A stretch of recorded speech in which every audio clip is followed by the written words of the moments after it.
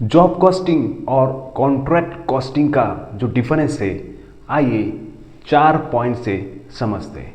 Number first one, job costing it involve small and specific job, यानी कि इनके सब जॉब कॉस्टिंग स्पेसिफिक जॉब रहता है और स्मॉल अमाउंट ऑफ जॉब रहता है। जैसे कि job number 25/07 for client Y for 100 chairs. तो देखो यहाँ पे एक क्लाइंट है जो केवल 100 चेयर्स का जॉब दिया है। So this is basically job costing. अब कॉन्ट्रैक्ट कॉस्टिंग क्या है? इन्वॉल्व लार्ज कॉन्ट्रैक्ट्स, जैसे कि for example contract for flyover construction.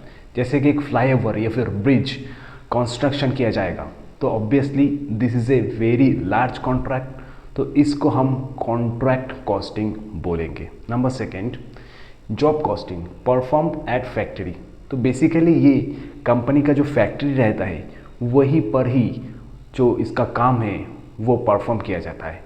But in case of contract costing on site work, जैसे कि मैंने बोला एक फ्लाईओवर का या फिर ब्रिज का कंस्ट्रक्शन होगा, तो ऑब्वियसली जहाँ पर ब्रिज है सिचुएटेड है जहाँ पे, वही कंस्ट्रक्शन का काम होगा। Number third one, duration is short term. तो जैसे कि फॉर एग्जांपल 100 चेयर्स का जो जॉब कॉस्टिंग है उसका ड्यूरेशन शॉर्ट टाइम में होगा क्योंकि ज़्यादा टाइम उसमें नहीं लगता है। Whereas in case of contract costing basically duration is long term. जैसे कि एक फ्लाईओवर या फिर ब्रिज है, उसको बनने में 6 महीने, 1 साल या फिर 2 साल भी लग सकता है। So basically it's the long term in duration.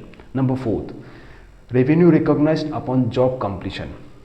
तो जॉब कंप्लीशन हो गया, जैसे कि फॉर एग्जांपल 100 चेयर्स का जॉब था, वो कंप्लीट हो गया, उसके बाद ही हम रेवेन्यू रिकॉग्नाइज कर सकते हैं। लेकिन in case of contract costing percentage of completion basis. For example एक फ्लाईओवर है, उसका पहले 30% कंप्लीशन हुआ तो 30% रेवेन्यू रिकॉग्नाइज करेंगे, फिर उसके बाद का 30% तो 30% का और रेवेन्यू रिकॉग्नाइज करेंगे। यानी कि जैसे जैसे वो कंस्ट्रक्शन का काम होता जाएगा वैसे वैसे उसका रेवेन्यू हम रिकॉग्नाइज करते जाएंगे।